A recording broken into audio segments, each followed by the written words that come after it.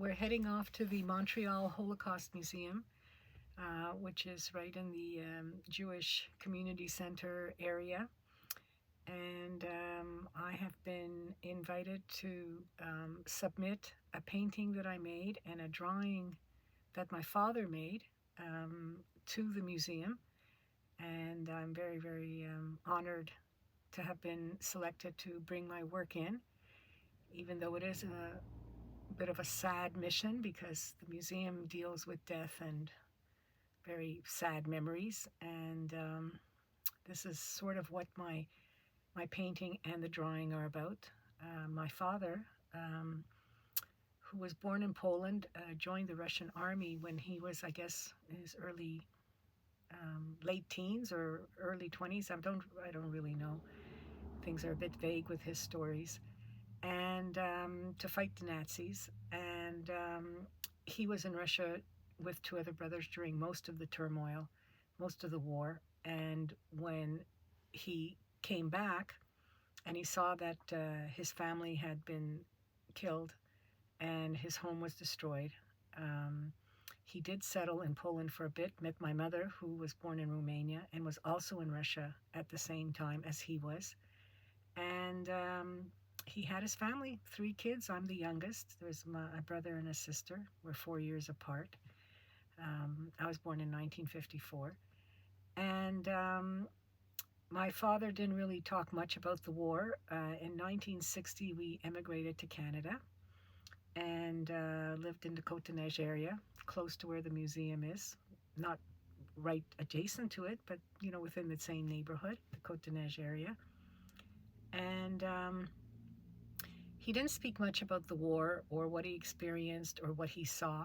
And one day, I guess when I was maybe 8, 9 years old, something like that, he liked to draw. He was a good artist. And he found a newspaper picture of some Nazis leading Jews in a forest in a part of Poland. And he decided to draw that from using the photograph as a model. He decided to draw that drawing. And I remember at the time thinking like, oh, what a depressing looking drawing. Like, why would you draw that? And he didn't say anything. He didn't explain himself. He just had that drawing, and it was hanging in my parents'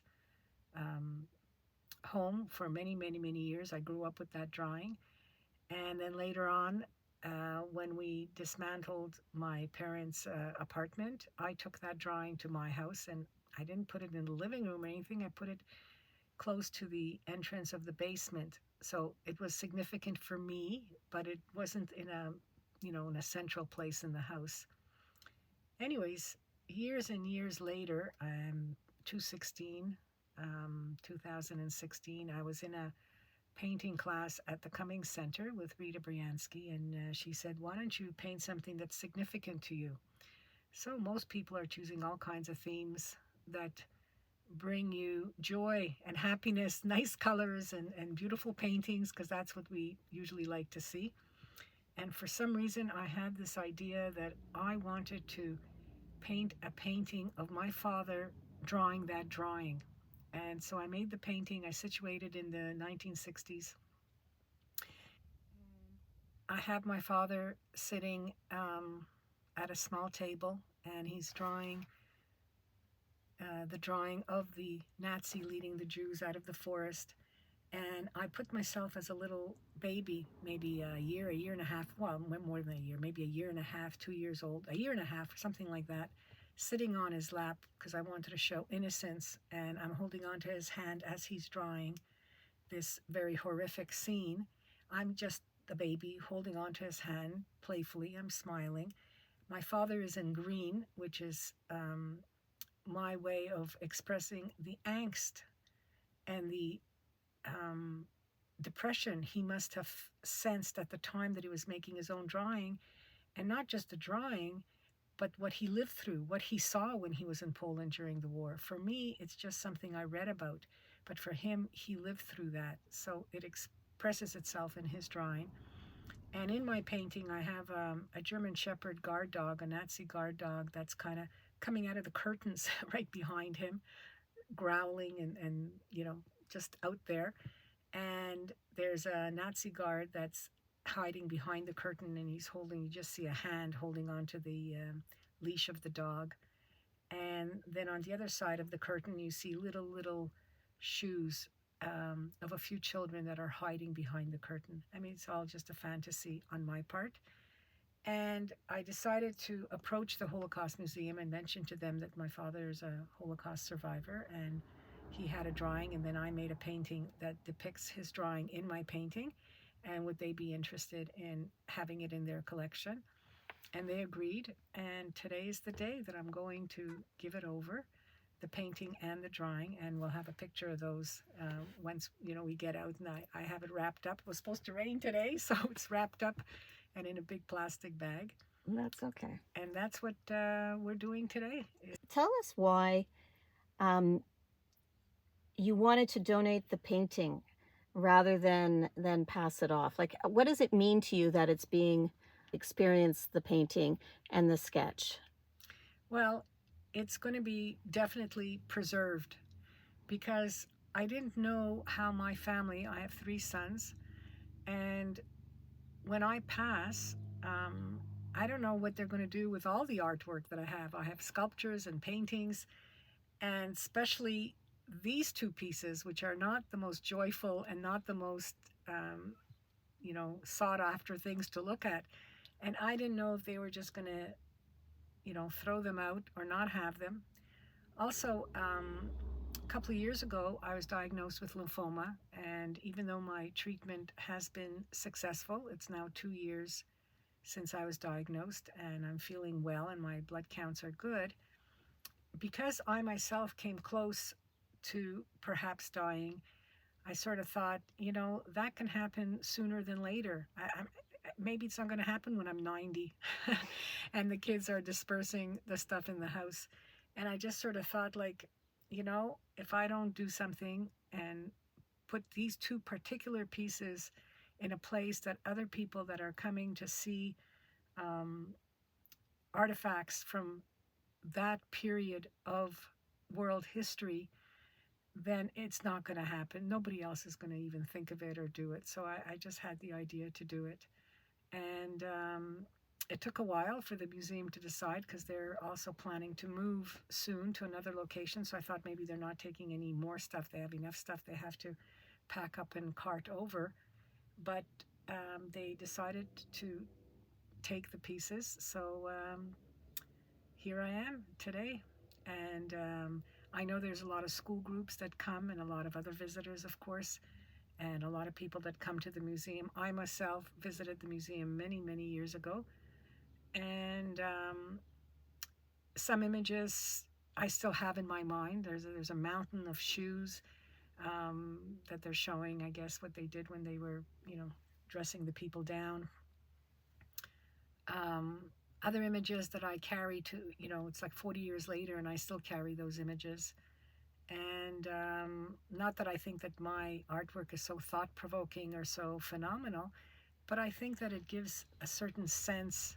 And the fact is that it's based on me and my father and our relationship, and him not talking about the war and not talking about the horrendous things he saw.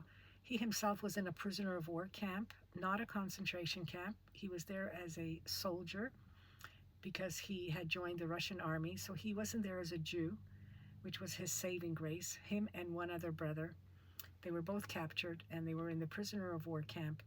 And him and his brother and 2 other people, they escaped from that particular camp and went back to Poland. I don't know the years, exactly which year it was, went back to Poland. And it's at that point, when he went back to his hometown and to his home, that he realized that his whole family was dead and that his home was devastated. They decided to go back to Russia and rejoin the army, because that was a safer bet than staying on in Poland, even though they were both Polish citizens.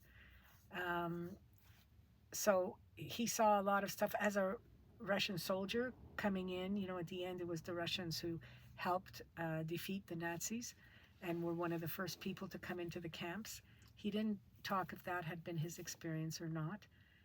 but he spoke very, very little about the war. And I realized that the fact that he decided to draw this scene that is very obviously from the war and using Jews as a subject, as a victim, that could only be because of his personal experience, not just an observer looking at things going on. He chose to draw that particular scene. And I said, that has to have some special meaning, some particular meaning. And I realized that probably the way I have certain traumatic things that have happened to me in my life, and here we are 40, 50 years later, and I still think about some of the scenes, and they aren't, they aren't a tiny bit as dramatic as what my father experienced. I realized that he probably thought of these things a lot throughout the whole time that he was alive, and he just didn't speak about it. He didn't talk about it. So here's one way for me to give voice to what he did want to express through his drawing and through the painting that I made of him making the drawing. Thank you, Bronia.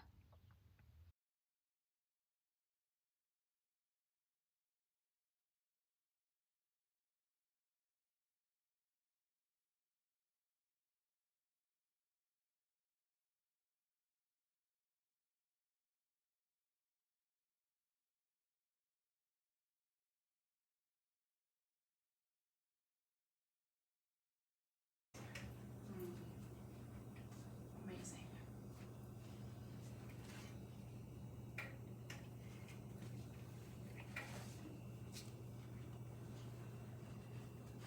So you were inspired by all the drawing of your father and the story of your father? My father, and I did this in 2016. Mm-hmm. So I was already, how many years is that? Let's see, 7 years ago, I was 62, I'm 69. So I was 62, so I was quite mature. And I remember thinking my father didn't talk much about that time in his life being in the war. He was there as a Russian soldier, not as a Jew, so that probably is what saved him. But he did make this drawing.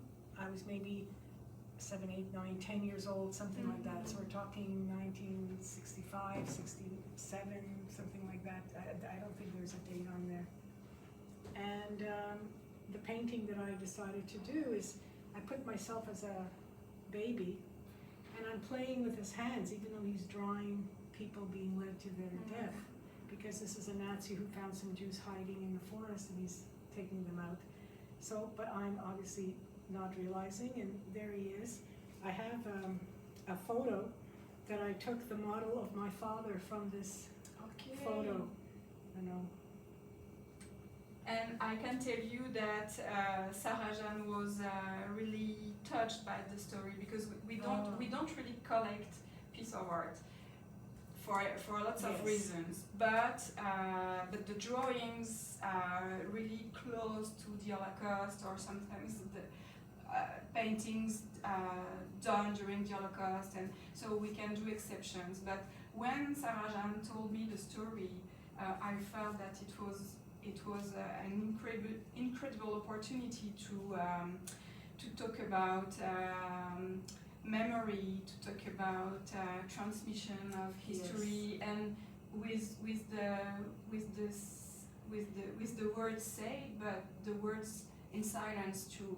And I when I've seen the picture, the painting in pictures, here we have a visual of that visual transference. And I felt that it was important to being able to show this type of memory too.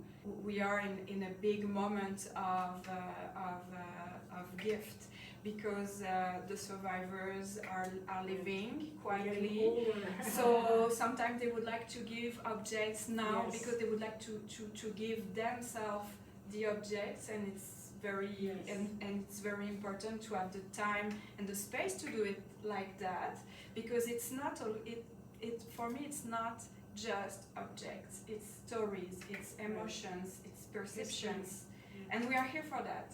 So sometimes it's the survivors, and with the time it's second generation, and sometimes third generation we give to the museum.